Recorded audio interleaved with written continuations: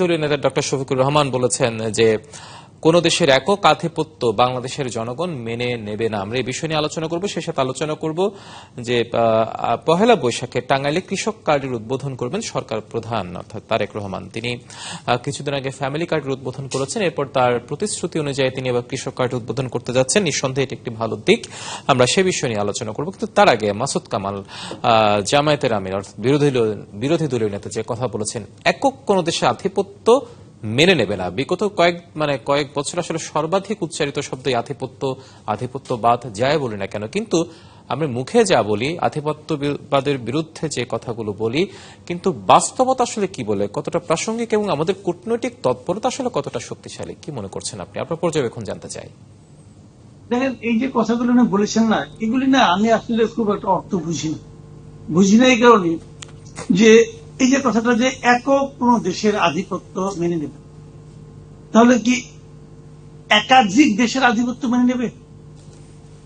যদি যৌথভাবে একাধিক দেশ আসে তাহলে মেনে নেবে, মানে মিনিংটা কি? তাহলে কি কেবল একটা দেশ নিয়ে অ্যালার্জি, অন্য কোন দেশ নিয়ে কোনো আপত্তি নেই? মানে একক মানে কি? একক মানে কি ভারত? একক মানে কি আমেরিকা?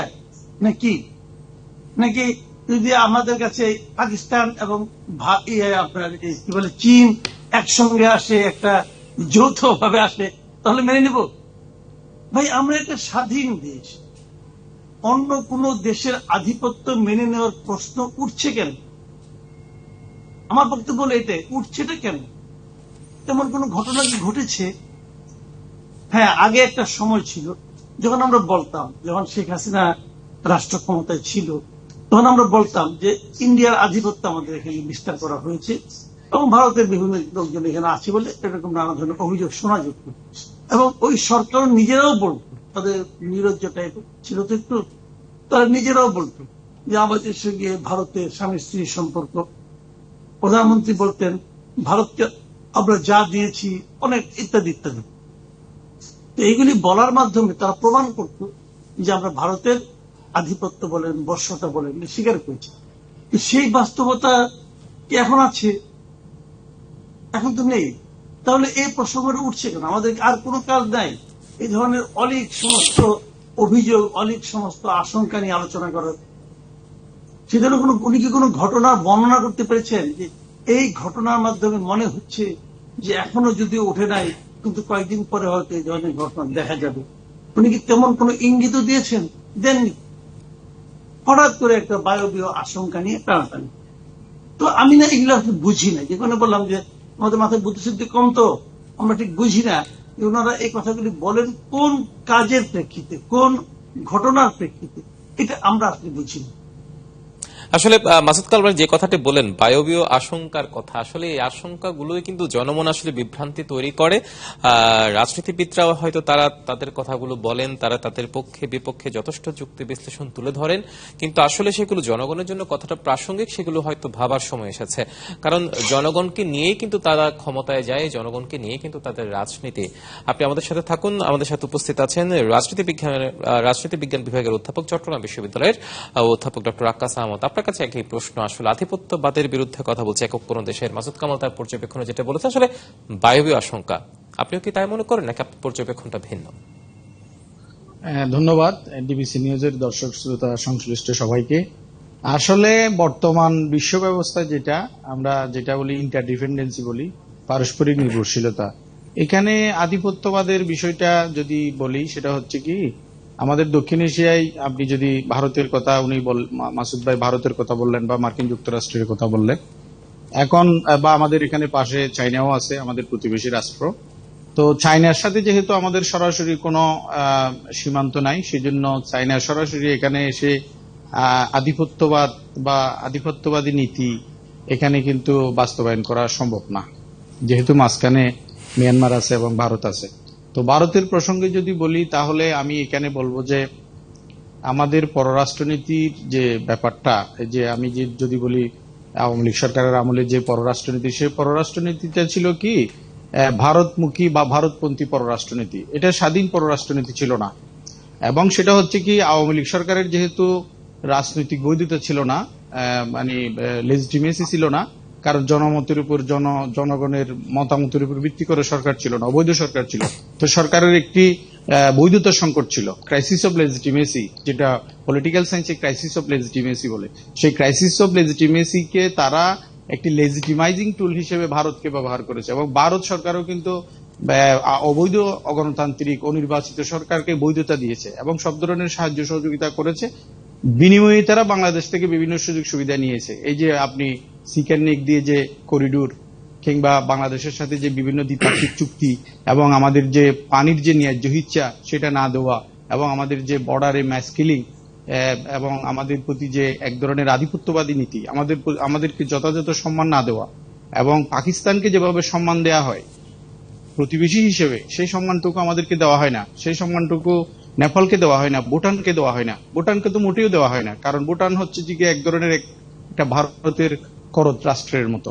সেই অর্থে যদি বলি, আমি বর্তমান যে সরকার, সেই সরকারকে আমি বলবো, মাননীয় প্রধানমন্ত্রী তারেক রহমানকে বলবো যে ভারতের সাথে আমাদের বন্ধুত্বপূর্ণ সম্পর্ক থাকবে, কিন্তু সেই সম্পর্ক দ্বিপাক্ষিক। আমাদের ব্যবসা বাণিজ্যের ক্ষেত্রেও যথেষ্ট পরিমাণ বাণিজ্য ঘাটতি রয়েছে আমদানি রপ্তানির ক্ষেত্রে, এবং সেটা থেকে উত্তরণ করতে হবে এবং বন্ধুত্বপূর্ণ সম্পর্ক বজায় রাখতে হবে। এবং আমাদের যে বাংলাদেশের যে সমস্ত জাতীয় স্বার্থ, এই যে আমি বর্ডারের কথা বললাম, বা বাণিজ্য ঘাটতি বললাম, বা আমাদের যে জনগণকে হত্যা করার কথা বললাম, কিংবা তাদের যে ছাপিয়ে দেওয়া যে বিভিন্ন নীতি, সেক্ষেত্রে আমি মনে করি যে বাংলাদেশ সরকারের যে পররাষ্ট্র নীতি সেটা আরো শক্তিশালী করতে হবে, এবং সেখানে আমাদের আলোচনা করতে হবে। এবং মার্কিন যুক্তরাষ্ট্রের সাথেও কিন্তু আমাদেরকে এই যে তত্ত্বাবধায়ক সরকারের আমলে যে বাণিজ্য চুক্তি যেটা হয়েছে, সে ব্যাপারেও কিন্তু অনেক কথা রয়েছে। সেগুলো আমার মনে হয় যে বর্তমান সরকারের যেহেতু একটি গণতান্ত্রিকভাবে নির্বাচিত সরকার, এবং জনগণের সমর্থন নিয়ে, জনগণের গণতান্ত্রিক ম্যান্ডেট নিয়ে যেহেতু সরকার গঠিত হয়েছে, এটার একটি বৈধ শক্তির উপর, বৈধ সাংবিধানিকভাবেও বৈধ, আবার গণতান্ত্রিক এবং রাজনৈতিকভাবেও একটি বৈধ সরকার। কাজে এই সরকারের সব জায়গায় কিন্তু পররাষ্ট্রনীতির ক্ষেত্রে একটি বৈপ্লবিক পরিবর্তন, যেটাতে দেশের স্বার্থকে সুরক্ষা দেওয়া যায়, যাতে মার্কিন যুক্তরাষ্ট্রের স্বার্থ সুরক্ষিত হবে, ভারতের স্বার্থ সুরক্ষিত হবে, কিন্তু বাংলাদেশের স্বার্থ সুরক্ষিত হবে না, সেটা কোনোভাবেই মেনে নেওয়া যাবে না। আমি মনে করি যে বর্তমান সরকার যথেষ্ট পারদর্শী, বিশেষ করে আমাদের মাননীয় প্রধানমন্ত্রী সে ব্যাপারে উদ্যোগী হবেন, এবং দেশের স্বাধীনতা, সার্বভৌমত্ব এবং বাণিজ্যিক স্বার্থ, অর্থনৈতিক স্বার্থ এবং কূটনৈতিক স্বার্থ কোনোভাবেই যাতে ভুলুণ্ঠিত না হয়, সেভাবে আমার মনে হয় যে প্রতিবেশী রাষ্ট্র ভারত বলেন, তারপরে চায়না বলেন, কিংবা পাকিস্তান বলেন, এই সমস্ত রাষ্ট্রগুলোর সাথে, মার্কিন যুক্তরাষ্ট্র বলেন, সবার সাথে সেটা দেখে শুনে জেনে বুঝে তারপরে আমার মনে হয় যে সরকারের প্রয়োজনীয় পদক্ষেপ নেওয়া উচিত বলে আমি মনে করি। আপনার পর্যবেক্ষণটা আমরা শুনলাম। আপনি জাতীয় স্বার্থের কথা বলেছেন, কূটনৈতিক স্বার্থের কথা বলেছেন। মাসুদ কামাল, জাতীয় স্বার্থই বলি বা কূটনৈতিক স্বার্থই বলি, আসলে একটা আমদানি নির্ভর দেশ, আমরা উন্নয়নশীল দেশের কথাই বলছি, সবকিছু মিলে আমরা সেই জায়গায় জাতীয় স্বার্থ কিংবা কূটনৈতিক স্বার্থ কতটা রক্ষা করে চলতে পারি, এই জায়গাতে একটা ব্যালেন্স দরকার। সেই ব্যালেন্স করার জায়গাটা কি আমাদের তৈরি হয়েছে, বা আমরা পারবো, কি মনে হয়? না পারার তো কোনো কারণ দেখি না। আমি কিন্তু বারবার একটা কথা বলতে চাচ্ছি, সেটা হলো কি, যে এই ধরনের কোন ঘটনা কি ঘটেছে? ধরেন, ভারত কি আমাদের সঙ্গে এমন কোন চুক্তি করতে চাচ্ছে যেটা করলে আমাদের সেই সার্বভৌমত্ব বিনষ্ট হবে, অথবা আমরা চাপে পড়ে যাব? ভারত কি এই ধরনের কোন প্রস্তাব দিয়েছে? অথবা আমরা কি এই ধরনের কোন চুক্তি করার জন্য অগ্রসর হচ্ছি? অথবা আমাদের বর্তমান সরকার কি এমন কোন কাজ করেছে যে কাজের মাধ্যমে মনে হচ্ছে যে আমরা কারো পরব রাজ্য, অথবা আমরা কারো নতজন্ম পররাষ্ট্রনীতির মাধ্যমে অগ্রসর হচ্ছি? এই আলোচনাটা এখন কেন? আমি কিন্তু ক্লিয়ার না, কিন্তু এই আলোচনাটা এই মুহূর্তে কেন? যদি সেরকম ঘটনা ঘটে অবশ্যই, কিন্তু আমার কথা হলো জুজুর ভয়টা আমি কেন দেখাচ্ছি? যে আলোচনাটা ডক্টর শফিকুর রহমান তুলেছেন, আমি ওই নিউজটা আমি নিজে দেখিনি, আপনি তো বললেন। হ্যাঁ, আজকে ওই যে তার নিজ নির্বাচনী এলাকাতে তিনি এটা করতেন, সেখানে চীনের রাষ্ট্রদূত ছিল। কি উনি কি কোনো কারণ দেখিয়েছেন যে এই ঘটনার প্রেক্ষিতে উনি কথাটা বলছেন? ঘটনাটা কি, কোন ঘটনার প্রেক্ষিতে ওরা মনে হলো যে এই ধরনের একটা আশঙ্কার দিকে আমার দেশ যাচ্ছে? যদি সেরকম কোনো ঘটনা না থাকে, তাহলে এটা কি বায়বীয় আশঙ্কা না? বলেন আপনি জিনিসটা। ধরেন আমরা এখন বসে আছি, হঠাৎ করে আমি চিন্তা করলাম যদি আমার দেশে তুষারপাত হয় তাহলে আমাদের কোনো প্রস্তুতি নাই, আমরা কি সেটা মেনে নেব? বললাম ভাই, তুষারপাত হওয়ার মতো কোনো সম্ভাবনা কি তৈরি হয়েছে? আবহাওয়া কি বলছে যে 0 ডিগ্রির নিচে তাপমাত্রা চলে যাবে? তাহলে কেন? আমার কথা হলো কি, আপনি একটা কথা বলবেন, তার তো একটা প্রাসঙ্গিকতা থাকতে হবে। সেই প্রাসঙ্গিক ঘটনাটা কি রে ভাই, বলেন না। তো আমার কাছে মনে হয় না, শুনেন আমি বলি, এ পর্যন্ত আমরা যতটুকু দেখতে পাচ্ছি, আমাদের বর্তমান সরকার যাকে মানে তাদের যে পররাষ্ট্রনীতি, এর মধ্যে দেখলাম যে বাংলাদেশের সামরিক গোয়েন্দা বাহিনীর একজন কর্মকর্তা উনি ভারতে গিয়েছেন, আলাপ আলোচনা করছেন, এবং যে আলোচনাগুলি করছেন এই আলোচনার বিষয়বস্তুগুলি ভালো। আমি এখানে কিন্তু নেগেটিভ কিছু দেখি না, এবং আমি এমন কিছু দেখি না যাতে নাকি মনে হয় যে আমাদের সার্বভৌমত্ব হুমকির মুখে পড়ে যাচ্ছে, এরকম কিন্তু আমি কিছু দেখি না। তাহলে এখন পর্যন্ত মাত্র 28 দিন হলো একটা সরকারের বয়স। এই সরকারের উপর এখনই এই ধরনের অভিযোগ শফিকুর রহমান সাহেব কেন করছেন আমি কিন্তু ক্লিয়ার না। উনি একটা আমাদের দেশের উনি বিরোধী দলীয় নেতা, ওনার কথাবার্তা ওনার অভিযোগ সব সেন্সিবল হতে হবে। ওনাকে ঠান্ডা মাথায় টু দা পয়েন্টে কথা বলতে হবে যে এই ঘটনাটা ঘটেছে, আমাদের অমুক মন্ত্রী অথবা আমাদের প্রধানমন্ত্রী অথবা আমাদের পররাষ্ট্রমন্ত্রী অমুক একটা কথা বলেছেন, যে কথার প্রেক্ষিতে ওনার এই কথাটা বলতে হবে। সেই কথাটা কি, সেই ঘটনাটা কি আমি তো জানি না কিছু। আমি তো মানে এর মধ্যে যতটুকু আমি তো প্রতিদিনই পত্রপত্রিকা পড়ি, প্রতিদিনই খোঁজ খবর রাখি, আমি তো এখনো কিছু দেখিনি এরকম কিছু। যে কারণে হ্যাঁ শুনেন, যে জিনিসটা প্রফেসর সাহেব বললেন আমি ওনার সঙ্গে একমত, যে আমাদের সঙ্গে একসময় একটা সম্পর্ক ওদের সঙ্গে ছিল, তো সেই সরকার তো নাই, সেই সরকার তো নয়। অর্থাৎ এই মুহূর্তে এই ধরনের আশঙ্কা আসলে কতটা প্রাসঙ্গিক সেটা আসলে প্রশ্ন রাখে। কিন্তু আমরা আরেকটি বিষয় নিয়ে আলোচনা করব, সেটা হচ্ছে সম্প্রতি যে সিটি কর্পোরেশনে প্রশাসক নিয়োগ দিয়েছে 5টি সিটি কর্পোরেশন, এবং সেই সাথে 42টি জেলা পরিষদে প্রশাসক দিয়েছে, সেটা নিয়েও কথা বলেছে যে এই ধরনের প্রশাসক নিয়োগ নির্বাচিত প্রতিনিধি চার আসলে জুলাই স্পিরিটের সাথে সাংঘর্ষিক। আমরা সে বিষয়ে আলোচনা করব, তবে একটা বিরতির সময় হয়েছে। মাসুদ কামাল এবং অধ্যাপক ডক্টর আক্কাস আহমদ থাকুন আমাদের সাথে, আমরা একটা বিরতিতে যাচ্ছি। দর্শক, সংবাদ সম্প্রসারণে একটি বিরতির সময় হচ্ছে, থাকুন আমাদের সাথে। বিরতির পর আবারও স্বাগত সংবাদ সম্প্রসারণ। আমরা শুরুতে বিরতির পর আবারও যাচ্ছি অধ্যাপক ডক্টর আক্কাস আহমদ, আপনাকে দিয়ে শুরু করতে চাই। যেমনটি বলছিলাম বিরতির আগে যে বিরোধী দল অর্থাৎ বিরোধী জোটের কথা যদি বলি, এনসিপি এবং জামাত সমর্থিত যে 11টি জোট আছে, তার একটি বিষয় নিয়ে খুব প্রশ্ন তুলেছেন এবং খুব সোচ্চার যে 42টি জেলা পরিষদে যে প্রশাসক বসিয়েছে তারা কেউ নির্বাচিত নন, এবং 5টি সিটি কর্পোরেশনে যারা বসিয়েছেন দলীয় বিবেচনা এ ধরনের নিয়োগ আসলে দেশের যে গণতন্ত্র পথে যে উত্তরণের কথা বলেছে সেটিকে প্রশ্নবিদ্ধ করছে এবং জুলাই স্পিরিটের সাথে সাংঘর্ষিক। কি মনে করছেন রাজনীতি বিজ্ঞানের অধ্যাপক হিসেবে? ধন্যবাদ, এটা একটা ভালো প্রশ্ন। আসলে দেখেন, এই বিএনপি সরকার মাত্র ক্ষমতায় এসেছে এবং সবকিছু গুছিয়ে নিচ্ছে এবং বেশ ভালোভাবে গুছিয়ে নিচ্ছে, এবং রাজনৈতিক স্থিতিশীলতা দেশে এসছে, এবং আমদানি রপ্তানি এবং বৈদেশিক মুদ্রা, তারপরে সবকিছু দিক থেকে সরকার একটি ভালো অবস্থানে আছে বলে আমি মনে করি। এবং এটা যে প্রশ্নটা আপনি করেছেন যে আমাদের যে গণতান্ত্রিক নির্বাচন ছাড়া যে জেলা প্রশাসক জেলা পরিষদের যে প্রশাসক নিয়োগ দেওয়া, বিষয়টা হচ্ছে দেখেন, এখন কিন্তু আমরা যে গত আওয়ামী লীগের আমলে যে রাজনৈতিক সংস্কৃতি যেটা দেখেছি, যেটা গণতন্ত্রহীনতার সংস্কৃতি, যেখানে রাতের আধারে ভোট নেওয়া এবং তারা অবৈধভাবে নির্বাচন করেছে এবং তারা ক্ষমতায় দীর্ঘদিন অধিষ্ঠিত থেকেছে এবং তারা প্রচার করেছে তারা গণতন্ত্র। এখন যেটা হচ্ছে সেটা হচ্ছে মাত্র সরকার এসছে, এটা হয়তো আমি মনে করি যে সরকারের হয়তো ভিন্ন কোনো পলিসি থাকতে পারে, এবং একটি নির্বাচন অনুষ্ঠানের আয়োজন করা কিন্তু অনেক ব্যয় সাপেক্ষ। সাম্প্রতিক সময়ে একটা নির্বাচন হয়েছে, সেখানে অনেক টাকা খরচ হয়েছে সরকারের।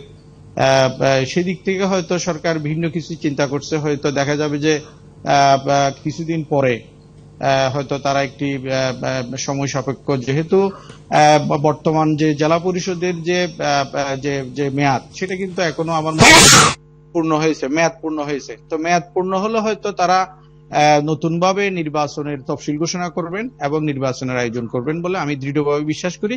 সেহেতু কিছু সময়ের জন্য, সাময়িক সময়ের জন্য প্রশাসক নিয়োগ দেওয়াটা আমি মনে করি খুব একটা অগণতান্ত্রিক না, কিংবা এটা গণতান্ত্রিক সংস্কৃতি বিরোধী না। যেহেতু 6 মাস 1 বছরের জন্য তো আর নির্বাচন দিয়ে আবার নির্বাচন হবে, সেটা তো খুব একটা ভালো দেখায় না। আর সেটা হচ্ছে সেক্ষেত্রে সরকারের হাতে কিন্তু সুযোগ আছে যে মেয়াদ পরিপূর্ণ হলে তারা নতুনভাবে নির্বাচনের ব্যবস্থা করার সুযোগ আছে, এবং গণতান্ত্রিকভাবে নির্বাচিত হয়ে সেটা জামাতের প্রার্থী হোক, বিএনপির প্রার্থী হোক, এনসিপির প্রার্থী হোক, যে কেউ বা হোক, সে হয়তো অন্য কোনো সেখানে নির্বাচিত হয়ে আসবে, জনগণের প্রতিনিধি নির্বাচিত হয়ে সেখানে আসবেন। আসলে প্রশ্নটা জনপ্রতিনিধিত্ব নিয়ে আপনি আপনার পর্যবেক্ষণ তুলে ধরেছেন। মাসুদ কামাল, আপনার কাছে একই বিষয়ে আসলে আপনার পর্যবেক্ষণটা জানতে চাই। বলা হচ্ছে এই ধরনের দলীয় প্রতিনিধি নিয়োগ বা দলীয় নিয়োগ, সেটি আসলে গণতন্ত্রের যে কথা বলা হচ্ছে সেটির বিপরীতে আসলে অবস্থান। কি মনে হচ্ছে আপনার? দেখেন, আমি মনে করি এই যে কাজটা তারা করেছে বিএনপি ক্ষমতায় আসার 1 মাসের মধ্যে, প্রথমে 6টা, পরে আরো 5টা, সব মিলে 11টা, দেশে মোট সিটি কর্পোরেশন 12টা, আরেকটা তো আদালতের আদেশে চট্টগ্রামে আছে একজন, উনিও বিএনপির লোক, সবগুলিতে বিএনপি তার লোক বসাই দিল। এবং কি হিসেবে বসালো? প্রশাসক হিসেবে বসালো। এবং তারপর তারা আপনার জেলা পরিষদের প্রশাসক হিসেবে 42টা জেলা পরিষদে তারা নিজেদের প্রশাসক বসালো দলীয়। আমার ধারণা ওনারা খুব শিগগিরই আপনার উপজেলা চেয়ারম্যান, এমনকি পৌরসভাতেও নিজেদের লোক বসাবে আমার ধারণা। এই যে পুরো প্রক্রিয়াটা না, এখানে বেআইনি কিছু করছে তাকে আমি বলছি না, কিন্তু মানসিকতাটা প্রকাশিত হয়েছে। এই যে মানসিকতাটা প্রকাশিত হয়েছে, এই মানসিকতাটা আমার কাছে প্রত্যাশিত ছিল না। আমি হতাশ হয়েছি। আপনারা মনে করতে পারবেন, তারেক রহমান সাহেব প্রাইম মিনিস্টার হওয়ার পর প্রথম যে জাতির উদ্দেশ্যে ভাষণ দিয়েছিলেন, ওখানে একটা ম্যাজিক সেন্টেন্স উনি বলেছিলেন। সেই কথাটা উনি বলেছিলেন যে আমাকে যারা ভোট দিয়েছেন, আমাদেরকে যারা ভোট দিয়েছেন, আমরা কেবল তাদের সরকার না, যারা আমাদের বিপরীতে ভোট দিয়েছেন, এমনকি যারা ভোট দেননি, কোনো ভোটই দেননি, আমরা তাদেরও সরকার। কিন্তু আমরা দেখলাম যে এই যে প্রশাসন নিয়োগের ক্ষেত্রে উনি কেবল বিএনপির সরকার থাকলেন, এটার কোনো দরকার ছিল না। প্রশাসক নিয়োগের আমাদের এখানে একটা কনভেনশন, একটা ঐতিহ্য আছে, সেটা হলো সরকারি কোনো আমলাকে প্রশাসক হিসেবে নিয়োগ করা হয়। প্রশাসক থাকাটাই ঠিক না, স্থানীয় সরকারের প্রশাসক থাকা ঠিক না। স্থানীয় সরকারে যত দ্রুত সম্ভব নির্বাচন করে দেওয়া উচিত। কিন্তু সেই নির্বাচনগুলি ওনারা অনির্দিষ্টকালের জন্য পিছিয়ে দিলেন। ওনারা কিন্তু কেউ বলছেন না এই প্রশাসক কতদিন থাকবেন, এবং না বলে তারা নিজের দলের লোককে এক ধরনের পুরস্কৃত করলেন। এটা একদিকে তারা অন্যায় করেছেন, দ্বিতীয়ত তারা মানুষের কাছে নিজেদের গ্রহণযোগ্যতা কমিয়েছেন, তৃতীয়ত এই প্রত্যেকটা লোককে ওনারা ঝুঁকির মুখে ফেলে দিয়েছেন। এটা বিএনপির জন্য বুমেরাং হয়ে যাবে, দেখবেন। কারণটা আমি বলি আপনাকে, সম্ভবত তারা 6 মাস অথবা 1 বছর পরে নির্বাচন দিবে, এবং যাদের যাদের প্রশাসক বানিয়েছেন এরা প্রত্যেকে সেখানে নির্বাচন করবেন। আমার ধারণা তাদেরকে এই জন্যই প্রশাসক বানানো হয়েছে যে তোমরা এখানে দেয়া, প্রথমে কিছু মাল পানি কামাই করো, পরে এই টাকা দিয়ে ইলেকশন করবা। এবং এই প্রত্যেকটা লোকের আজকে যে জনপ্রিয়তা, 1 বছর পরে তার জনপ্রিয়তা অর্ধেকে নেমে আসবে, জাস্ট অর্ধেকে নেমে আসবে। এটা এই কারণে নামবে যে তারা যখন এই দায়িত্বটা নিয়েছে, তখন তাদের একদম ভান্ডার খালি ছিল। আওয়ামী লীগই ভান্ডারগুলি খালি গিয়ে রেখে গেছে, অন্তর্বর্তীকালীন সরকার এটাকে আরো খালি করবে। এই যে আমি বর্ডারের কথা বললাম, বা বাণিজ্য ঘাটতি বললাম, বা আমাদের যে জনগণকে হত্যা করার কথা বললাম, কিংবা তাদের যে ছাপিয়ে দেওয়া যে বিভিন্ন নীতি, সেক্ষেত্রে আমি মনে করি যে বাংলাদেশ সরকারের যে পররাষ্ট্র নীতি সেটা আরো শক্তিশালী করতে হবে, এবং সেখানে আমাদের আলোচনা করতে হবে। এবং মার্কিন যুক্তরাষ্ট্রের সাথেও কিন্তু আমাদেরকে এই যে তত্ত্বাবধায়ক সরকারের আমলে যে বাণিজ্য চুক্তি যেটা হয়েছে, সে ব্যাপারেও কিন্তু অনেক কথা রয়েছে। সেগুলো আমার মনে হয় যে বর্তমান সরকারের যেহেতু একটি গণতান্ত্রিকভাবে নির্বাচিত সরকার, এবং জনগণের সমর্থন নিয়ে, জনগণের গণতান্ত্রিক ম্যান্ডেট নিয়ে যেহেতু সরকার গঠিত হয়েছে, এটার একটি বৈধ শক্তির উপর, বৈধ সাংবিধানিকভাবেও বৈধ, আবার গণতান্ত্রিক এবং রাজনৈতিকভাবেও একটি বৈধ সরকার। কাজে এই সরকারের সব জায়গায় কিন্তু পররাষ্ট্রনীতির ক্ষেত্রে একটি বৈপ্লবিক পরিবর্তন, যেটাতে দেশের স্বার্থকে সুরক্ষা দেওয়া যায়, যাতে মার্কিন যুক্তরাষ্ট্রের স্বার্থ সুরক্ষিত হবে, ভারতের স্বার্থ সুরক্ষিত হবে, কিন্তু বাংলাদেশের স্বার্থ সুরক্ষিত হবে না, সেটা কোনোভাবেই মেনে নেওয়া যাবে না। আমি মনে করি যে বর্তমান সরকার যথেষ্ট পারদর্শী, বিশেষ করে আমাদের মাননীয় প্রধানমন্ত্রী সে ব্যাপারে উদ্যোগী হবেন, এবং দেশের স্বাধীনতা, সার্বভৌমত্ব এবং বাণিজ্যিক স্বার্থ, অর্থনৈতিক স্বার্থ এবং কূটনৈতিক স্বার্থ কোনোভাবেই যাতে ভুলুণ্ঠিত না হয়, সেভাবে আমার মনে হয় যে প্রতিবেশী রাষ্ট্র ভারত বলেন, তারপরে চায়না বলেন, কিংবা পাকিস্তান বলেন, এই সমস্ত রাষ্ট্রগুলোর সাথে, মার্কিন যুক্তরাষ্ট্র বলেন, সবার সাথে সেটা দেখে শুনে জেনে বুঝে তারপরে আমার মনে হয় যে সরকারের প্রয়োজনীয় পদক্ষেপ নেওয়া উচিত বলে আমি মনে করি। আপনার পর্যবেক্ষণটা আমরা শুনলাম। আপনি জাতীয় স্বার্থের কথা বলেছেন, কূটনৈতিক স্বার্থের কথা বলেছেন। মাসুদ কামাল, জাতীয় স্বার্থই বলি বা কূটনৈতিক স্বার্থই বলি, আসলে একটা আমদানি নির্ভর দেশ, আমরা উন্নয়নশীল দেশের কথাই বলছি। সবকিছু মিলে আমরা সেই জায়গায় জাতীয় স্বার্থ কিংবা কূটনৈতিক স্বার্থ কতটা রক্ষা করে চলতে পারি, এই জায়গাতে একটা ব্যালেন্স দরকার। সেই ব্যালেন্স করার জায়গাটা কি আমাদের তৈরি হয়েছে বা আমরা পারবো, কি মনে হয়? না, না পারার তো কোনো কারণ দেখি না। না, আমি কিন্তু বারবার একটা কথা বলতে চাচ্ছি, সেটা হলো কি, যে এই ধরনের কোন ঘটনা কি ঘটেছে? ধরেন, ভারত কি আমাদের সঙ্গে এমন কোন চুক্তি করতে চাচ্ছে যেটা করলে আমাদের সেই সার্বভৌমত্ব বিনষ্ট হবে অথবা আমরা চাপে পড়ে যাব? ভারত কি এ ধরনের কোন প্রস্তাব দিয়েছে? অথবা আমরা কি এ ধরনের কোন চুক্তি করার জন্য অগ্রসর হচ্ছি? অথবা আমাদের বর্তমান সরকার কি এমন কোন কাজ করেছে যে কাজের মাধ্যমে মনে হচ্ছে যে আমরা কারো পররাজ্য অথবা আমরা কারো নতজন্ম পররাষ্ট্রনীতির মাধ্যমে অগ্রসর হচ্ছি? মানে এই আলোচনাটা এখন কেন? আমি কিন্তু ক্লিয়ার না, কিন্তু মানে এই আলোচনাটা এই মুহূর্তে কেন? যদি সেরকম ঘটনা ঘটে অবশ্যই, কিন্তু আমার কথা হলো জুজুর ভয়টা আমি কেন দেখাচ্ছি? যে আলোচনাটা ডক্টর শফিকুর রহমান তুলেছেন, আমি ওই নিউজটা আমি নিজে দেখিনি, আপনি তো বললেন। হ্যাঁ, আজকে ওই যে তার নিজ নির্বাচনী এলাকাতে তিনি এটা করতেন, সেখানে চীনের রাষ্ট্রদূত ছিল। কি মানে উনি কি কোনো কারণ দেখিয়েছেন যে এই ঘটনার প্রেক্ষিতে উনি এই কথাটা বলছেন? ঘটনাটা কি, মানে কোন ঘটনার প্রেক্ষিতে ওরা মনে হলো যে এই ধরনের একটা আশঙ্কার দিকে আমার দেশ যাচ্ছে? যদি সেরকম কোনো ঘটনা না থাকে তাহলে এটা কি বায়বীয় আশঙ্কা না? বলেন আপনি জিনিসটা। ধরেন আমরা এখন বসে আছি, হঠাৎ করে আমি চিন্তা করলাম যদি আমার দেশে তুষারপাত হয় তাহলে আমাদের কোনো প্রস্তুতি নাই, আমরা কি সেটা মেনে নেব? বললাম ভাই, তুষারপাত হওয়ার মতো কোনো সম্ভাবনা কি তৈরি হয়েছে? আবহাওয়া কি বলছে যে 0 ডিগ্রির নিচে তাপমাত্রা চলে যাবে? তাহলে কেন? আমার কথা হলো কি, আপনি একটা কথা বলবেন, তার তো একটা প্রাসঙ্গিকতা থাকতে হবে। সেই প্রাসঙ্গিক ঘটনাটা কি রে ভাই, বলেন না। তো আমার কাছে মনে হয় না, শুনেন আমি বলি, এ পর্যন্ত আমরা যতটুকু দেখতে পাচ্ছি আমাদের বর্তমান সরকার যাকে মানে তাদের যে পররাষ্ট্রনীতি, এর মধ্যে দেখলাম যে বাংলাদেশের সামরিক গোয়েন্দা বাহিনীর একজন কর্মকর্তা উনি ভারতে গিয়েছেন, আলাপ আলোচনা করছেন, এবং যে আলোচনাগুলি করছেন এই আলোচনার বিষয়বস্তুগুলি ভালো। আমি এখানে কিন্তু নেগেটিভ কিছু দেখি না, এবং আমি এমন কিছু দেখি না যাতে নাকি মনে হয় যে আমাদের সার্বভৌমত্ব হুমকির মুখে পড়ে যাচ্ছে, এরকম কিন্তু আমি কিছু দেখি না। তাহলে এখন পর্যন্ত মাত্র 28 দিন হলো একটা সরকারের বয়স, এই সরকারের উপর এখনই এই ধরনের অভিযোগ শফিকুর রহমান সাহেব কেন করছেন আমি কিন্তু ক্লিয়ার না। উনি একটা আমাদের দেশের উনি বিরোধী দলীয় নেতা, ওনার কথাবার্তা ওনার অভিযোগ সব সেন্সিবল হতে হবে, ওনাকে ঠান্ডা মাথায় টু দা পয়েন্টে কথা বলতে হবে যে এই ঘটনাটা ঘটেছে, আমাদের অমুক মন্ত্রী অথবা আমাদের প্রধানমন্ত্রী অথবা আমাদের পররাষ্ট্রমন্ত্রী অমুক একটা কথা বলেছেন, যে কথার প্রেক্ষিতে ওনার এই কথাটা বলতে হলো, সেই কথাটা কি, সেই ঘটনাটা কি আমি তো জানি না কিছু। আমি তো মানে এর মধ্যে যতটুকু আমি তো প্রতিদিনই পত্রপত্রিকা পড়ি, প্রতিদিনই খোঁজ খবর রাখি, আমি তো এখনো কিছু দেখিনি এরকম কিছু।